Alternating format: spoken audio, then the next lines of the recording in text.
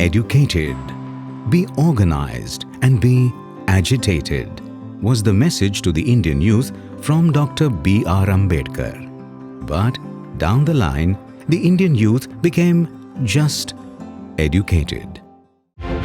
In order to manifest the educated youth into responsible citizens, the Yuva Rural Association came up with the Anubhav Shiksha program, conducting workshops and training for the youth to become leaders for the democratization of society, the polity and the economy. की दत्ता पाटील नेहमी आपल्या गाण्यामध्ये म्हणायचे की आम्ही बिघडलो तुम्ही बिघडाना. तर आम्ही बिघडलो आणि घडाना. तर ह्या गोष्टी जेव्हा कळल्या तेव्हा कळलं की नाही आपल्याला काहीतरी आता बिघडायचं आहे, घडायचं आहे ह्या सगळ्या याच्या प्रोसेसमध्ये. युवा रुरल असोसिएशननी काय आम्हाला दिलं तर सगळ्यात मोठं व्यासपीठ दिलं की चळवळ निर्माण करून दिली, एक आंदोलन प्रकारचं निर्माण करून दिलं. त्याच्यामध्ये आम्ही जिल्हाधिकाऱ्यांच्या समोर धरणे द्यायचो, आपल्या काही मागण्या असतील तर त्या मागण्या मांडण्यासाठी तिथे जायचो. त्याच्यातनं आम्ही घडलो, त्याच्यातनं आमचं व्यक्तिमत्व घडलं. वकिली हा सोपा व्यवसाय आहे. कोणीतरी आपली समस्या घेऊन आमच्याकडे यायचं आणि कायद्याच्या परिघामध्ये राहून आम्ही त्या समस्येचं निराकरण करायचं आणि त्याला न्याय मिळवून द्यायचं. समस्या कशी हाताळायची आणि त्याचं सोल्युशन ज्याला म्हणतो आपण, त्या समस्येचं निराकरण कसं करायचं, नेमकं हेच आम्हाला अनुभव शिक्षणाने त्यावेळी शिकवलं. बरेचसे रुग्ण पैशाअभावी म्हणजे डेथ होतात, मरून जातात. गावाकडे एक महिला अशीच म्हणजे कळलंच नाही की ती का बरं मरण पावली. त्या महिलांना व्यवस्थित ट्रीटमेंटच झाली नाही. तिला गर्भाशयाचा कॅन्सर होता. कारण का मी लोकांना बघितलं आहे की उपचारासाठी लोकांना स्वतःच्या जमिनी विकाव्या लागतात, शेती विकावी लागते, स्वतःची प्रॉपर्टी मॉर्गेज करावी लागते. तर मग असं काय आहे ह्या सगळ्या याच्यामध्ये. तर मग मी स्वतः याच्यामध्ये इन्व्हॉल्व झालो आणि मग मला असं वाटलं की त्या रुग्णांपर्यंत आपण पोहोचायला पाहिजे. आता सध्याच्या कंडिशनमध्ये मी गरीब रुग्णांसाठी त्यांना मोफतमध्ये कसे शस्त्रक्रिया करण्यात येतील, ज्या रुग्णांकडे पैसे नाही आहेत, ज्यांच्याकडे बऱ्याचशा आरोग्याच्या सुविधा नाही आहे, तर अशा गोरगरीब वंचित रुग्णांसाठी मी काम करतो. मी अभिमानाने सांगेन की अनुभव नसतं तर मला असं वाटतं की मी ह्या जागेवर नसतो. आज मी ॲडव्होकेट म्हणून या ठिकाणी उभी आहे, पण त्यावेळी मी ॲडव्होकसी म्हणजे काय हे मी पहिल्यांदा तिथे शिकले. पत्रकार यायचे, काही राजकारणी यायचे, काही सामाजिक क्षेत्रामध्ये काम करणारी लोकं यायची आणि त्या लोकांनी तिथे दिलेलं जे ट्रेनिंग आहे ते मला माझ्या आयुष्यामध्ये मला त्यावेळेला असं जाणवलं की दिस इज समथिंग न्यू. जेव्हा कुठं अन्याय अत्याचार होताना दिसेल तर तेव्हा अनुभव शिक्षेचा कार्यकर्ता हमखासपणे उभा राहतो अन्याय अत्याचाराच्या विरोधात वाचा फोडण्यासाठी.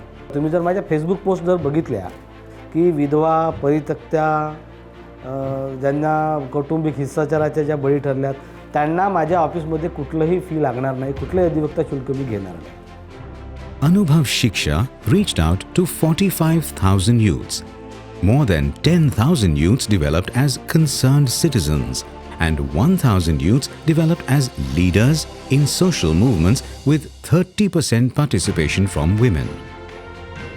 म्हणजे जर मी स्त्री पुरुष समानता जर पुस्तकामध्ये वाचत असेल तर ती बेसिकली काय आहे हे जेव्हा मला इकडे आल्यानंतर कळलं. स्त्रियांना समजून घेतलं पाहिजे, त्यांच्या प्रेग्नन्सी पिरियडमध्ये समजून घेतलं पाहिजे, त्यांच्या डिलेव्हरीनंतर त्यांना येणारं जे डिप्रेशन असतं ते समजून घेतलं पाहिजे. हे पुस्तकी असतं, पण ते जे मला तिथे मिळत होतं ते कंटेंट काहीतरी जबरदस्त होते आणि ते मला आकार देत गेले. युवा रुरल आणि अनुभव शिक्षा केंद्राने मला भरपूर माझ्या आयुष्याला आकार दिलेला आहे. जिथेही कुठे हे दिसत असेल ते चमकतात, ते त्यांच्या ॲक्टिव्हिटीनी चमकतात, ते त्यांच्या मुद्दामांनी चमकतात, त्याच्या कामांनी चमकतात, ते चमकतात. Here are some stories of creating the change. अनुभव शिक्षा केंद्राच्या प्रक्रियेमध्ये 2-3 आंदोलनं अशी आहेत की जे मला सांगायला आवडेल. सिंचन विहीर सारख्या योजना ज्या होत्या त्या आमदार आणि खासदारांच्या हातातल्या योजना असायच्या. या योजनेचा काय परिणाम झाला की ग्रामसभेला त्या ठिकाणी अधिकार मिळाले आणि ग्रामपंचायतचे लोक आणि गावातले लोक मिळून ठरवायला लागले की कोण्या लाभार्थ्याला काय लाभ द्यावा. हा सगळ्यात मोठा बदल त्या योजनेमुळे झाला आणि त्याच्यामुळे ज्या लाभार्थ्याला 5-5 वर्ष लाभ मिळायला लागायचे त्या ठिकाणी आम्ही एका वर्षात 5-5, 10-10 लाभार्थ्यांना लाभ द्यायचो. तर अशा प्रकारचं परिवर्तन या योजनेमध्ये झालं. या योजनेमध्ये आम्ही जेव्हा काम करायला लागलो तर खरा लाभार्थी घटक कोण, वंचित घटक कोण, मूळ ज्याची गरज आहे त्या लाभार्थ्यांना आम्ही त्या ठिकाणी लाभ द्यायला लागलो आणि त्याचा खूप मोठा आनंद आहे. जेव्हा कुठं अन्याय अत्याचार होताना दिसेल तर तेव्हा अनुभव शिक्षेचा कार्यकर्ता हमखासपणे उभा राहतो अन्याय अत्याचाराच्या विरोधात वाचा फोडण्यासाठी. युवा रुरल असोसिएशनमध्ये जेव्हा काम करत असतो, काही काम पडलं, कधीही काम पडलं, एखाद्या ठिकाणी असं वाटलं की आपण कुठंतरी डगमगतो आहे, तर यांचे सगळ्यांचे संपर्क माझ्याकडे आहेत. कधीही फोन करतो त्यांना, कधीही प्रश्न विचारतो आणि त्या प्रश्नाचं उत्तर त्यांच्याकडे असते. या व्यवस्थेमध्ये आल्यामुळे आपल्याला एक हिंमत आली, एक ताकद आली आणि स्वतःचा संघर्ष पुढे नेण्याची तयारी याच्यामधनं झाली.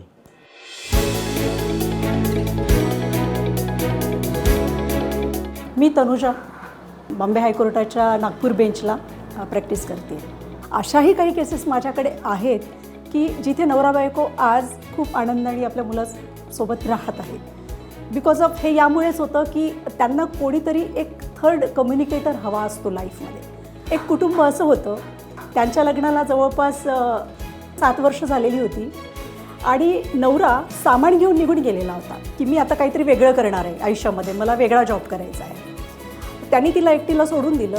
तिच्याकडे छोटं बाळ होतं, तिच्या आईच्या घरी राहायला लागले. त्या मुलाला त्याच्या वाढदिवसाच्या दिवशी तो घेऊन गेला की मी फिरायला घेऊन जातो आणि अक्षरशः तो आपल्या गावाला घेऊन गेला. तिने पोलिसांकडे गेली, तिथे कंप्लेंट केली, कॉल केलेत, पण त्याने काही रिप्लाय दिला नाही. त्यांनी केस दाखल केली, तीच रेस्टिट्यूशन ऑफ कंजुगल राईटची की मला तुझ्यासोबत राहायचं आहे. तिने डिवोर्सची केस दाखल केली. मुलाला घ्यायला गेली तरी त्यांनी त्या मुलाला दिलं नाही. वाद विकोपाला जातात तेव्हा या नात्यांमध्ये फार मोठा गेम खेळला जातो. 4 वर्षापर्यंत ते प्रकरण रखडत राहिलं. त्यांच्याकडले वकील आणि आम्ही बसलो आणि म्युच्युअल डिवोर्ससाठी मेडिएटरला कॉल केलं. मेडिएटर आला, त्यांनी दोघांना मेडिएशन झालं. हे सगळे टर्म अँड कंडिशनवर म्युच्युअल डिवोर्सपर्यंत ती केस आली. दुसऱ्या दिवशी तिच्या नातेवाईकाला कॉल केला त्यांनी आणि मला बोलायचं आहे तिच्याशी, तिला कॉल करायला सांगा. मी तिला असं म्हणाले की ठीक आहे. तिने त्याला कॉल केला.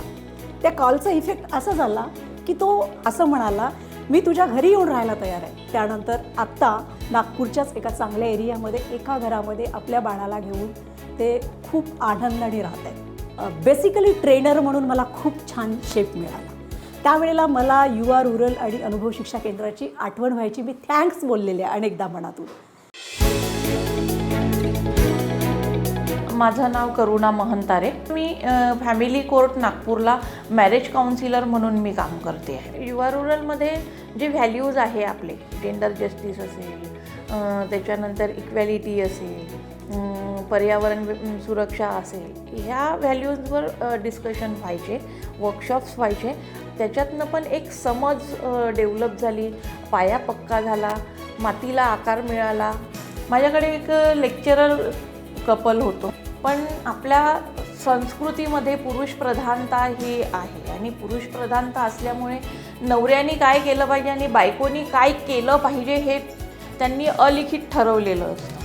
त्यांच्यासोबत मला भरपूर वेळा सिटिंग घ्यायला लागल्या आणि मग त्या लेक्चररला हे सांगावं लागलं की ती बाई पहिले ह्युमन आहे, पहिले ती मानव आहे, तिला तुझं बोलणं हर्ट होतं. तुला जर ती बाई अशी बोलली तर तुझा इगो जागा होतो, म्हणून तू तिचा पण स्वाभिमान जप आणि त्या पद्धतीने वाग. नवरा म्हणून काळजी घेणं हे बरोबर आहे, पण नवरा म्हणून तिने काळजीच घ्यावी हा अट्टहास करणं हे चुकीचं आहे. बऱ्याच सिटिंग घेतल्यानंतर सांगावे लागले आणि ते त्याला रिअलाईज करून द्यावं लागलं. मग तुम्ही असेच विद्यार्थी घडवणारे लेक्चरर आहात का? कधी कधी त्यांच्या इगोला सुद्धा हात घालावा लागतो की आम्ही तुमच्याकडे पाहून आदर्श शिकणारे लोक आहोत, पण मग तुमचं जर वागणं असं असेल तर आम्ही आदर्श काय शिकणार आहे तुमच्याकडनं? पण राग असतो तो, या रागामध्ये त्यांना बऱ्याचदा आपण कसं वागतो ना हे समजत नाही. मग तेव्हा त्यांना बॅलेन्स विचार करायला भाग पाडणं हे आमचं काम असते. निर्णय शेवटी पक्षकारच घेणार. आणि आज ते कपल छान आहे. म्हणजे त्या मॅडम येतात बऱ्याचदा की मॅडम आत्ता ते सगळं सुरळीत होऊन राहिलं. आता बऱ्याचदा मला कामामध्ये मदत करतो, बऱ्याचदा मला उशीर झाला तर शंका जो क्वेश्चन मार्क जो यायचा की बाईनी 7च्या आत घरात यायला पाहिजे, तो प्रश्न आता त्याच्या मनात येत नाही. मी ॲडव्होकेट भूपेश वामनराव पाटील, व्यवसाय आणि वकील आहे. मी इथल्या जिल्हा न्यायालयात आणि उच्च न्यायालयामध्ये आणि सर्वोच्च न्यायालयामध्ये पण सिव्हिल साईडनी प्रॅक्टिस करतो. ज्या मातीतनं आपण आलो आहे त्या मातीसाठी आपण काहीतरी केलं पाहिजे. ही भावना आहे खरं तर आपण समाजाच्या उपयोगी पडलं पाहिजे. ही भावना आहे खरं तर आम्हाला युवा रुरलमधून मिळाली.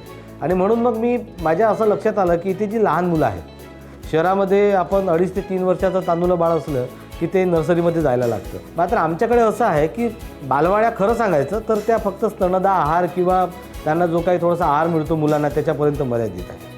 आणि त्याच्यामुळे मुलगा 6 वर्षात झाल्यानंतर पहिल्या वर्गात जातो जिल्हा परिषदेच्या शाळेत. शहरातल्या मुलांना जे सगळं मिळतं ते खेड्यातल्या मुलांना मिळालेलं पाहिजे. या भावनेतनं मी एंजल स्टार कॉन्व्हेंट नावाची एक संकल्पना सुरू केली.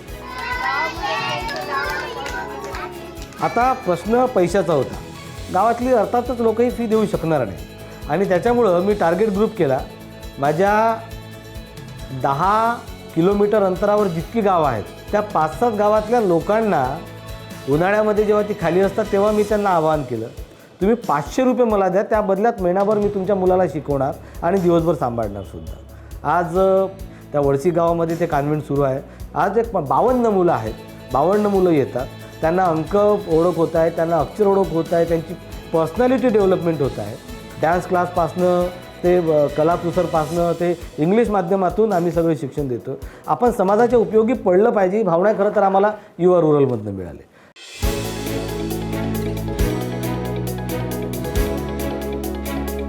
मी देवेंद्र गणवीर. ह्या आशा हॉस्पिटलमध्ये मी सामाजिकच डिपार्टमेंट पाहतो, म्हणजे जे सोशली बॅकवर्ड आहेत, इकॉनॉमिकली बॅकवर्ड आहेत. तर एकंदरीत हा अक्षय नावाचा मुलगा आहे आणि याचं बॅकग्राऊंड असं आहे की आईवडील शेतमजूर आणि हाही स्वतः कुठंतरी रोजीरोटीने कामाला जायचा. पण जेव्हापासून त्याचा एक ॲक्सिडेंट झाला होता, त्याला फिमर फ्रॅक्चर झालं होतं इथं गुडद्या वरती वरच्या साईडला. तर ते फ्रॅक्चर झाल्यामुळे त्याचं ते ऑपरेशन झालं. पण कालांतराने ते फ्रॅक्चरचा जो रॉड असतो त्याचं इन्फेक्शन होऊन त्याचा हिप खराब झाला, बोन जो आहे तो, आणि तो असा लंगडत तो चालायला लागला. तो खराब झाल्यामुळे त्याला डॉक्टरांनी सांगितलं की तुला आता हिप रिप्लेसमेंटच करावी लागेल. आणि मग अक्षयला म्हटलं की बाबा रे काही काळजी करू नको, बघू आपण किती मदत होते ह्या सगळ्या याच्यामध्ये. माझ्या परीने जेवढी मदत करता येईल तेवढी मी मदत तुला करेन. मी स्वतः मुंबईला जाऊन त्याची फाईल मुंबईला सबमिट केली आणि मुख्यमंत्री सहायता निधीतून त्याला 1 लाख रुपये त्याला मिळाले आणि त्या पोराचं आता ऑपरेशन झालं आहे. सगळ्यात महत्त्वाचा मुद्दा की त्या लोकांचे आपण पैसे वाचवतो. एखाद्या ऑपरेशनला 1.5 ते 2 लाख रुपये जर एखाद्या रुग्णाचे वाचत आहेत तर त्याचं कमीत कमी 2 वर्ष त्याचे वाचत आहेत, कारण की त्याला तेवढे पैसे कमवायला मिनिमम 2 वर्ष लागतात. ह्या सगळ्या प्रवासामध्ये 2000च्या वर साधारणतः मोठे हृदयाचे ऑपरेशन असो, कॅन्सरचे ऑपरेशन असो, स्पाईनचे ऑपरेशन असो, म्हणजे मोठे ऑपरेशन करण्यात म्हणजे माझा एक थोडासा वाटा राहिलेला आहे. एखाद्या गरिबाच्या चेहऱ्यावर जर तुमच्यामुळे आनंद निर्माण येत असेल तर तुम्हाला लाखो करोडो देऊनही तुम्हाला त्याचं आत्मिक समाधान मिळणार नाही. तो आनंद तो माणूस त्याचे स्मितहास्य देतात. त्यावेळेस एक वेगळं असं फील होतं की नाही यार, आपण जे कामं करतो आहे ते खरंच कोणाच्या तरी आयुष्यात त्याचा महत्त्वाचा आणि वाटा आहे. मला नवीन ओळख निर्माण झाली. देवेंद्र ह्या नावाला जर वजन आलं तर ह्या वजनाचा सगळं शिल्पकार भागीदार हा वाया. म्हणजे जर अनुभव नसतं तर मला ती व्हॅल्यू नसती आणि मी ह्या सगळ्या कामांमध्ये इन्व्हॉल्व झालो नसतो.